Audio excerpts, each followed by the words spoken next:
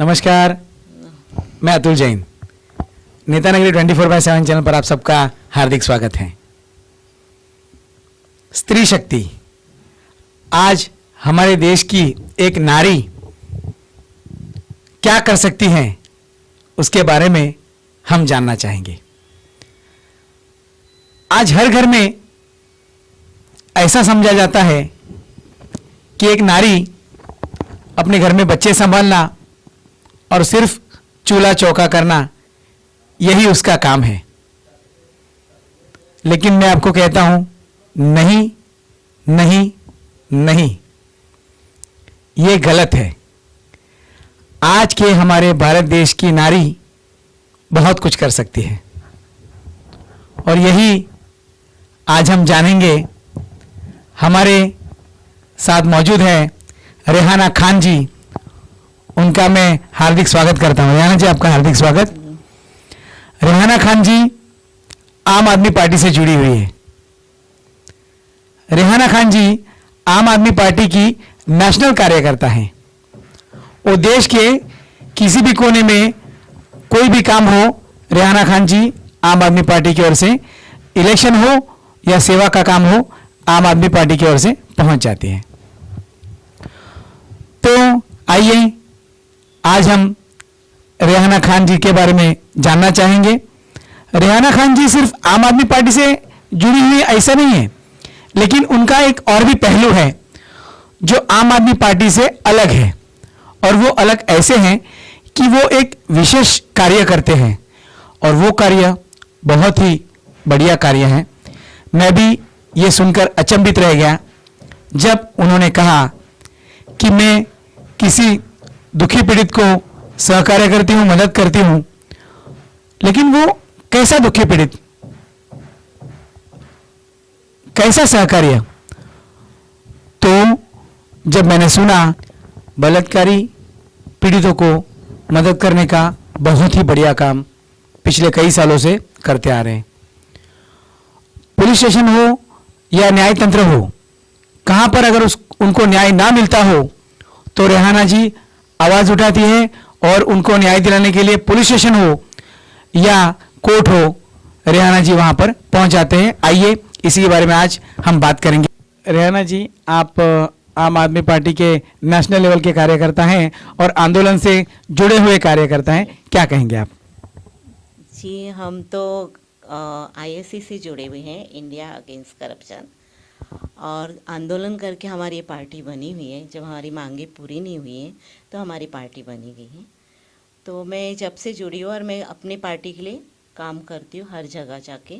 जब इलेक्शन रहता है वहाँ इलेक्शन के टाइम पे भी करती हूँ। कोई काम और भी आंदोलन रहेगा, धरने रहेंगे, जैसे कि अभी दिल्ली में जंतर मंतर पे और ये जो NCR के लिए लड़ रहे थे और शाहीन बाग में, तभी भी हम लोग गए थे वहाँ पे सपोर्ट करने के। यानी हर आंदोलन में आप साथ में रहते हो? और अपने डोंगरी में भी जो था शाहीन बाग बना था, वहाँ पे भी करे थे। तो हर जगह पे मैं जाती रहती हूँ और हमारी पार्टी के ज़रिए से मैं जाती हूँ, ये सब काम कर लेती हूँ। बाकी हमारी पार्टी अच्छी भी है, सपोर्ट भी करते हैं। हमारे अरविंद जी भी देखिए आज दिल्ली में क्या नहीं हो रहा है, स्कूल का देखिए, लाइट फ्री देखिए, पानी फ्री देखिए। आज स्कूल में जाके देखो आप, प्राइवेट स्कूल फेल है उनके सामने। जो नहीं बच्चे पढ़ने वाले भी आज पढ़ रहे हैं, जिनके माँ बाप की कैपेसिटी नहीं थी, वो पढ़ा नहीं सकते थे अपने बच्चों को, वो भी आज पढ़ाई कर रहे हैं वहाँ पे। इतनी सहूलियत दी है। हॉस्पिटल में आप जाएंगे दिल्ली में तो वहाँ पे भी आप देख लीजिए, जिसका इलाज नहीं भी होने वाला ना, जो बेचारे जिनके पास पैसा नहीं है, उनका भी फ्री में इलाज होता है। ऐसा नहीं कि खाली दिल्ली के ही लोगों का होता है, कहीं से भी आप जाइए, अच्छा, आपको हर मदद मिलती है हमारी पार्टी के जरिए से। कि आप ये नहीं सोचिए कि खाली दिल्ली वालों के लिए अरविंद जी कर रहे हैं। अरविंद जी सबके लिए कर रहे हैं। कहीं से भी जाए, मुंबई से जाए, पंजाब से जाए, गोवा से, कहीं से भी जाए, उनकी हेल्प करते हैं। अच्छा, आपने अभी कहा कि केजरीवाल जी ने बच्चों को स्कूल के लिए बहुत हेल्प की है, हॉस्पिटल के लिए के हैं, और बिजली और पानी का विशेष मुद्दा है, उसके बारे में आप ध्यान से बताइए। बिजली भी फ्री करे हैं उन्होंने और पानी का भी मुद्दा जो है वो भी फ्री किया है। केजरीवाल जी हमारे जो हैं एकदम सुलझे हुए नेता है और उन्हें पता है कि टैक्स में से पब्लिक को कैसी सुविधा देना चाहिए, क्या देना चाहिए, वो जानते हैं। इसलिए वहाँ पे पानी और बिजली फ्री है। तो आपको क्या लगता है आम आदमी की तरफ से कि पूरे महाराष्ट्र में और हर देश राज्य में जैसे होना कि आज चाहिए? हमारे अरविंद जी ने दिल्ली में जो किया है वो हमारे महाराष्ट्र में भी होना चाहिए।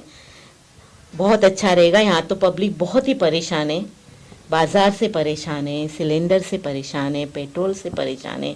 महंगाई इतनी बढ़ गई है बीजेपी के राज में कि उसमें हमको यहाँ पे महाराष्ट्र की हमारी गवर्नमेंट हमको केजरीवाल जैसी हमको सहूलियत दे दें, ये हम चाहते हैं।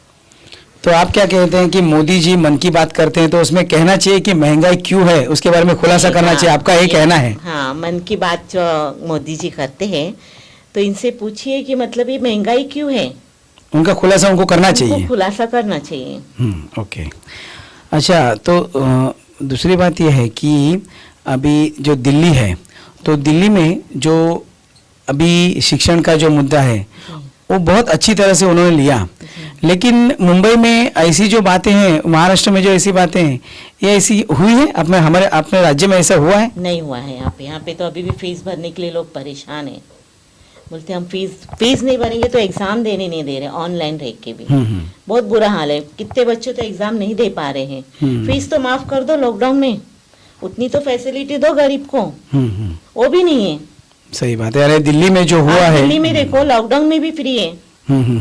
यानी लोगों के पीछे नहीं पड़े। नहीं था तो भी फीस तो नहीं ले रहे थे। यहाँ तो फीस भरो तो एग्जाम दो। सही बात। फीस ना भरो तो एग्जाम देने ही नहीं दे रहे बच्चों को। कमाई नहीं है तो फीस कहाँ से देंगे हम? अच्छा, बच्चों का फ्यूचर ही नहीं है तो क्या मतलब है, बताओ आप मुझे। नहीं, आपकी बात सही है। रेहाना जी, दूसरी आपसे मैं एक बात ये कहना चाहूँगा कि आम आदमी पार्टी से तो आप जुड़े थे, लेकिन इसके बाद एक विशेष कार्य आपका जो चलता है, जो आम आदमी के पार्टी के साथ नहीं, लेकिन आपका विशेष कार्य है जिसमें आप बलात्कारी बच्चियों को न्याय दिलाना, और इसके बारे में रेहाना जी, आप एक विशेष कार्य कर रहे हो जिसमें जो रास्ते पर भटकने वाले लोग हैं उनको खाना देना और बाकी सब मदद करना, उसके बारे में आप थोड़ा सा कुछ बताएं, क्योंकि ये बहुत बड़ा काम है और सब हर कोई करता है, ऐसा नहीं है। जी, मैं रात को निकलती हूँ कभी 10 बजे के बाद। लोग तो दिन में भी खाना दे देते, रात को भी खाना दे देते, लेकिन सुबह उनका नाश्ते का इंतज़ाम नहीं रहता है कि एक कप चाय मिले उनको, या चाय के साथ कुछ टोस्ट बटर वगैरह मिले। तो मुझे आदत ऐसी हो गई है कि मैं रात को निकल जाती हूँ घर से अपनी 2 व्हीलर लेके, और रोड पे जो बुढ़ी औरतें रहती हैं ना, ज़ईफ़ आदमी हो या औरत हो, उनके पास जाके बैठ जाती हूँ मैं, और मैं उनसे पूछती हूँ कि आपकी औलाद होगी, आपके हस्बैंड होंगे, आपके रिश्तेदार होंगे, आप कहाँ से आए? तो वो लोग उतने टाइम पे तो थोड़ी देर के लिए हंस देते, बाद में मुझे बाजू में बिठा के बात करते कि मेरी औलाद भी है, मेरे शौहर का इंतकाल हो गया है और घर भी है मेरा खुद का, लेकिन जब बेटे को प्यार हो गया, बहू लेके आए, तो बहू ने और बेटे ने मुझे घर से निकाल दिया। तो फिर मैं अपना गांव, अपना घर छोड़ के मैं इसी रोड पे बैठ के भीख मांग के खा लेती हूँ। आप जैसे लोग आके मुझे जो भी रोटी खिला देते और मैं खा लेती हूँ, जी लेती हूँ।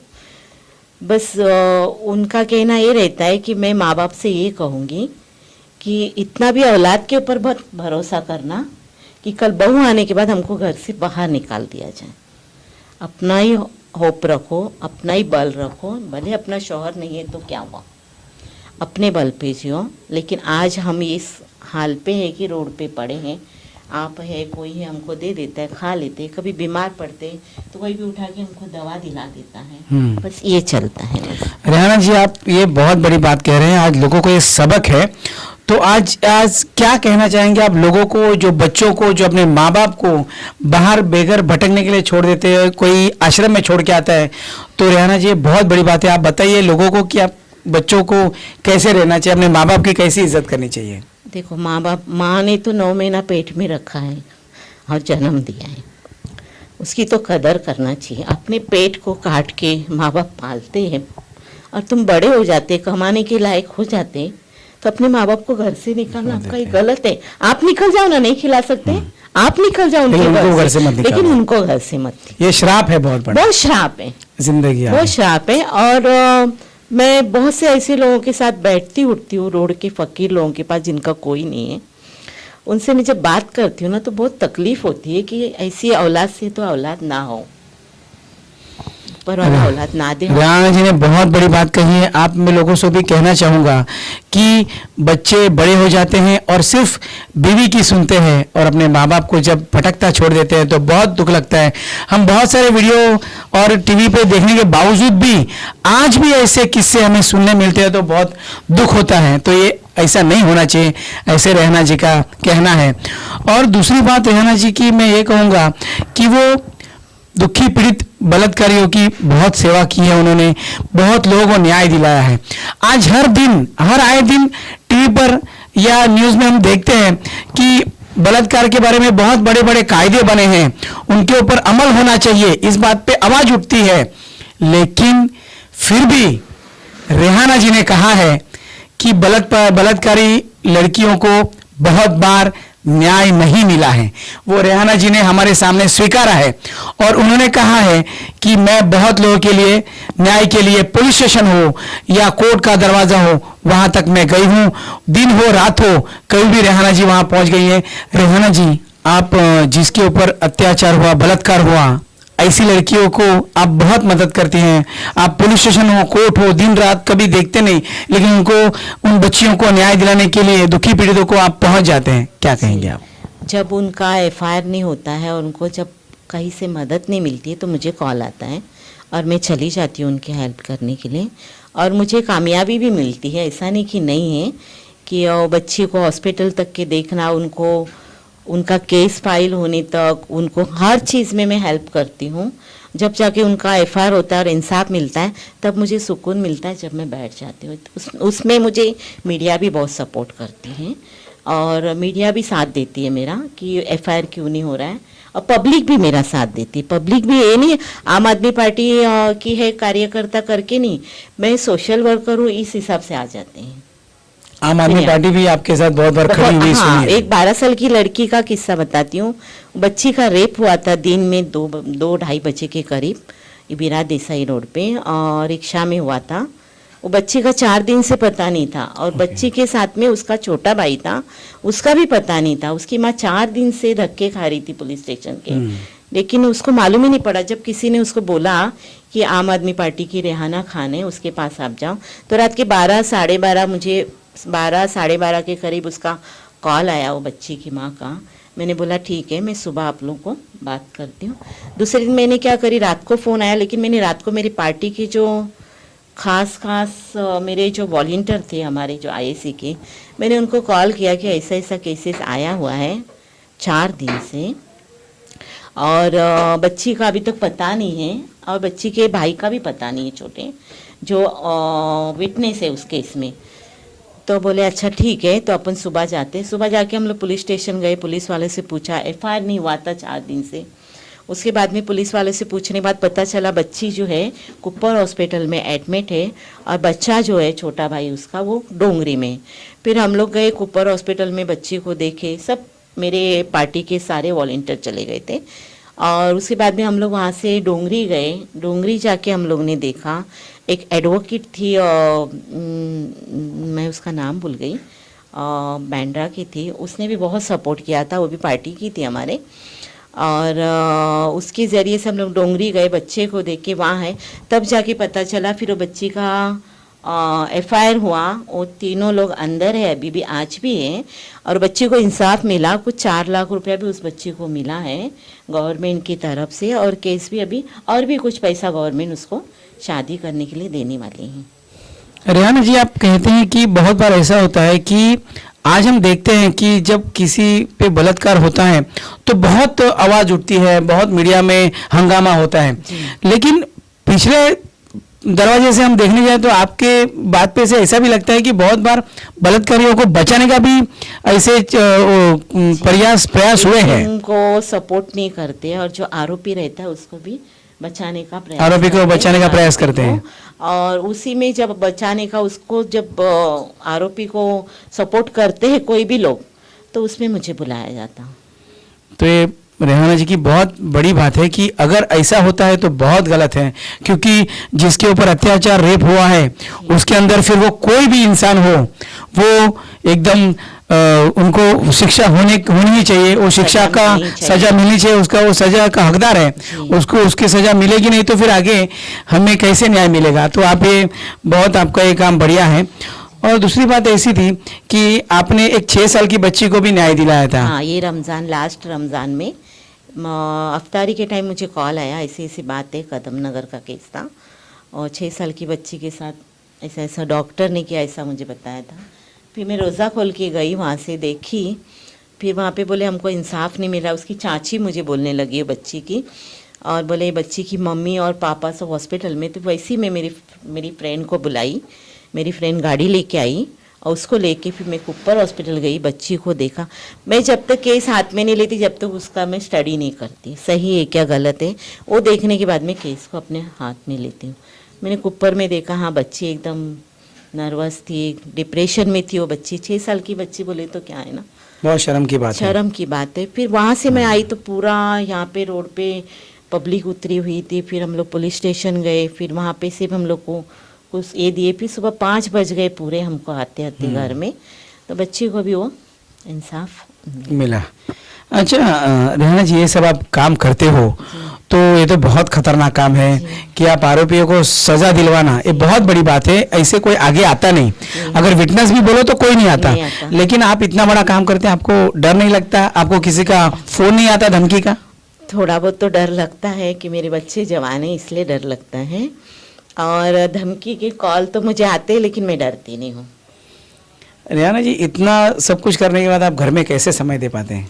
दे देती हूँ, घर में भी समय देती हूँ। कभी कभी ये रेप केस, मर्डर मिस्ट्री आ जाता है तो 4-4 दिन घर नहीं पहुँच पाती मैं। इतना? हाँ, 4-4 दिन लग जाता है? 4-4 दिन जाते हैं, क्योंकि इंसाफ, जब मुझे पता है कि ये बंदी का किसी और ने मर्डर किया है और उसके भाई को फंसाया जा रहा है, जब मैंने देखा है, सीसी कैमरे में देखा, सीसी कैमरे हम लोग उसको चोरी कर लेते समझ लो कि अपने पेन ड्राइव में, और उसको 1000 बार हम लोग देखते कि कौन है इसमें आरोपी, कौन है, मर्डर किसने किया, कौन आया कौन गया, ये कौन है।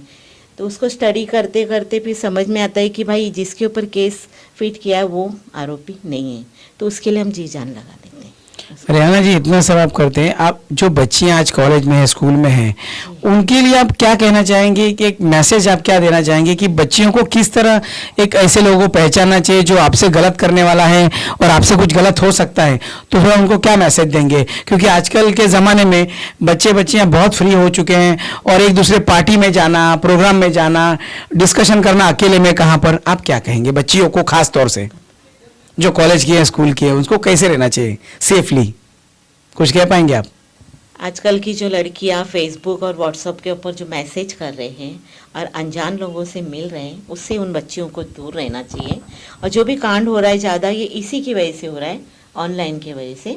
और जो अनजान लोग रहते हैं उनसे अगर वो बात ना करें तो अच्छी बात है। अगर उन्हें कोई तंग करता है तो अपने माँ बाप से कहें, अपने टीचर से कहें, अपने फ्रेंड से कहें, तो उनका बचाव हो सकता है। ऐसी लड़कियां अपने आप को बचा सकती हैं। तो रेहाना जी ने ये बहुत बड़ी बात कही है आज के बच्चियों के लिए कि अगर किससे आप दोस्ती करते हो तो वो अगर अनजान हो तो उससे दोस्ती ना करें। और फेसबुक फ्रेंडशिप और व्हाट्सएप पे जो चैटिंग होती है उसकी वजह से ही आप फंस सकते हो, ये रेहाना जी ने कहा है। इसके बारे में आपको गौर से ध्यान देना है और अपने माँ बाप को भी अपनी बच्चियों के मोबाइल पर, उनकी दोस्ती पर और उनके जो चैट चलते हैं उसके ऊपर ध्यान देना जरूरी है, ये रेहाना जी ने आज कहा है। तो इस बात पर आप जरूर ध्यान दें। और रेहाना जी, आपको मैं दूसरी बात ये पूछूंगा कि आप एक वाल्मीकि समाज है, उसको आप बहुत मदद करते हैं, क्या कहेंगे आप? एक दफ़ा एक बारिश के मौसम में, 1-1.5 साल पहले की बात है, 6-7 दिन का बच्चा था, उसके हस्बैंड ने दूसरी औरत लाके उसको घर से निकाल दिया था। एक छोटा बच्चा भी था उसके गोद में। तो मेरी जो बाई थी उसने बोली दीदी ऐसी ऐसी बात है, तो मैं बोली चल मेरे घर पे लेके आ, रात का टाइम है, वो छोटा सा बच्चा है, बारिश में भीग जाएगा, उसको कुछ हो। तो मैंने वो मेरी बाई के घर पे उसको पैसा दे के रखा ही। फिर बाद में पनवेल में उसका मैंने जांच करी कि पनवेल की थी, वहाँ मालूम कराई, वहाँ पे भी मेरी पार्टी ने सपोर्ट किया। वहाँ पे मेरी पार्टी वालों को फ़ोन किया, बोले ऐसे ऐसा केसेस तुम्हारे एरिया से आया है, क्या करने का? तो बोले सुबह आप लेके इसको पनवेल पहुँचो। तो मैं और मेरी एक फ्रेंड थी, उसको लिया और वो बच्ची को और वो उसके दोनों बच्चों को और वो औरत को लेके मैं वहाँ पहुँची थी। वहाँ पुलिस वालों ने भी सपोर्ट किया, मेरी पार्टी ने भी सपोर्ट किया। मेरी पार्टी ने इतना तक किया कि मतलब पैसे से, राशन पानी से, बच्चों के कपड़ों से, दवा वगैरह दिलाने में, सारी चीज़ों में मेरी पार्टी वालों ने, आम आदमी पार्टी के वॉलंटियरों ने उनकी हेल्प करी। और बाद में फिर उसको उसके घर में हम लोगों ने छोड़ के आए। और पुलिस वालों ने हमको भी वहाँ पे बहुत सपोर्ट किया। पठान सर थे, उन्होंने भी हमारा साथ दिया बहुत। तो मैं ऐसा कोई भी केसेस है, वाल्मीकि समाज हो, कोई और भी कास्ट का हो, ज़रूरी नहीं कि मैं मुसलमान हूँ तो मुस्लिम केसेस ही हो मेरे पास, ऐसा कुछ नहीं है। मैं एक इंसान हूँ, आप बताते हैं। मैं एक इंसान हूँ और मेरे नजर हर इंसान के दुख में आप खड़े हैं। हाँ, और मेरी नज़र में दो ही धर्म है, एक औरत और एक मर्द। इसके अलावा कोई धर्म नहीं है। जो आज चल रहा है हिंदू मुस्लिम, वो कुछ भी नहीं है, सिर्फ राजकारण है। राजकारण है। और मेरे साथ मैं जहाँ रहती हूँ वहाँ पे मेरे हिंदू लोग भी हैं, उनके साथ मैं दिवाली मनाती हूँ, वो मेरे साथ ईद मनाते हैं। बहुत बड़ी बात है। और यहाँ तक मैं बताती हूँ कि ईद वाले दिन उनके घर के सारे मेंबर्स का खाना मेरे घर में बनता है और दिवाली वाले दिन मेरे घर का खाना उनके घर। हाँ, तो आप यही कहना चाहते हैं कि रमजान में राम है और दिवाली में अली है। ये बात हम लोग मैसेज अच्छी तरह से हम दे पाते हैं लोगों को। मैं ये करती हूँ और मेरे फेसबुक के ऊपर इसका पूरा अपडेट है। सही बात, ये सीखने वाली बात है कि रेहाना जी कहती हैं कि जो हिंदू मुस्लिम की जात है उस पे लड़ाने वाले तो बहुत है, मगर हम सबसे पहले इंसान हैं। इंसान है, एक औरत एक मर्द के अलावा कोई धर्म नहीं है। रेहाना जी, एक बात ऐसी थी कि निर्भया कांड हुआ था जी। तो इसके बारे में आप जानते हैं कि उनको समय लगा, उसकी मां लड़ी, हाँ। लेकिन उनको फिर फांसी हुई। हाँ। तो आपको भी ऐसा गुस्सा आता होगा जब आप पुलिस स्टेशन जाते हैं, कोर्ट जाते हैं, कि इनको क्या एक नफरत होती होगी कि इनको क्या सजा जगह पे देनी चाहिए, क्या करना चाहिए? निर्भया के केस के लिए थोड़ा वक्त तो लग गया, लेकिन उनको फांसी की सजा मिली। और वो फांसी की सजा सुन के हम लोग को बहुत खुशी हुई। ये आज जो 6 साल की बच्ची के साथ होता है, 2 साल की बच्ची के साथ होता है, कोई बच्ची की उम्र नहीं देखी जा रही है, कोई भी कर रहा है, चाचा हो, पड़ोसी, कोई बहुत भी कर रहा गलत, है। बहुत गलत। हाँ। तो मैं चाहती हूँ कि अगर गवर्नमेंट ऐसा कानून पास करे कि फौरन जल्दी से जल्दी उनको कार्रवाई सजा होनी मिले, चाहिए, उनके ऊपर इंक्वायरी होना चाहिए और उनके ऊपर कार्रवाई होना चाहिए। और जितना जल्दी हो सके या तो उन्हें फांसी दो या नहीं तो उनको फांसी भी ऐसी जगह दो कि खुले मैदान में दो, सही बात है। पब्लिक देख सके। हाँ, हाँ। और करने वाला जो आगे जो सोचेगा ही ना, वो सोच भी ना सके। रेहाना जी की नफरत हमें जरूर समझ में आती है कि अगर बाहर के देशों में कुछ न्याय ऐसे होते हैं कि चौराहे पर किए जाते हैं, तो ऐसे ही अगर रेप के अगर कानून तोड़ने वाले लोग जो है, अन्याय करने वाले, अत्याचार करने वाले लोगों को अगर रोड पर सजा दी जाए तो उसको देख के 4 लोग सुधर जाएंगे और ऐसी जो गलत काम होते हैं वो ना होंगे। रेहाना जी, आप ये इतने सारे काम करते हैं तो इसमें आप कोई स्वार्थ नहीं रखते, सब निस्वार्थ करते हो आप? करती हूँ, फ्री ऑफ चार्ज करती हूँ। जितना मुझे हिम्मत है, मुझ में जितनी ताकत है उतना लड़ती हूँ। ना दिन देखती हूँ ना रात देखती हूँ कि मैं कितने दिन से घर नहीं गई हूँ, मैंने कब खाना खाया, कुछ नहीं देखती। बहुत बड़ी बात है रेहाना जी। आज लोग स्वार्थ है, हर चीज में स्वार्थ है लोगों के पास, खून खून में स्वार्थ है, जहां जाते हैं वहां हर चीज में स्वार्थ है। लेकिन आप में इतना बड़ा काम करने के बाद भी स्वार्थ नहीं है, तो आपको जरूर ऊपर वाला भी भविष्य में साथ देगा, आपको खुश रखेगा, ये हमारी दुआ है। रेहाना जी, मैं आपसे एक सवाल पूछूंगा, उसका आप सच्ची दिल से जवाब दीजिए कि आप इतना काम करते हैं, आपके जैसा एक जो कार्यकर्ता है वो एक चुनाव में खड़ा रहकर जीत कर न्याय तंत्र को सुधारने की कोशिश कर सकता है? क्या आप महानगर पालिका चुनाव लड़ सकते हैं? नहीं जी, मैं तो चुनाव नहीं लड़ना चाहती हूँ। बिना चुनाव लड़े मैं बहुत कुछ काम करती, बहुत सारे काम कर लेती हूँ। और चुनाव लड़ने से वो वही का ही काम करना पड़ेगा, वो मैं नहीं करना चाहती। बहुत बड़ी बात है। तो ये थे रेहाना खान जी।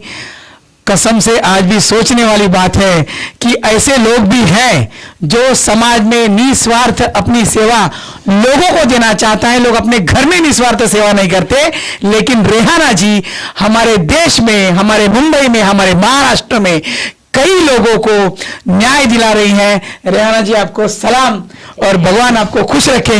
Thank you. जय हिंद, जय महाराष्ट्र। शुक्रिया। मैं अतुल जैन, नेता नगरी 24/7 चैनल पर आप सबका खूब खूब धन्यवाद। Thank you.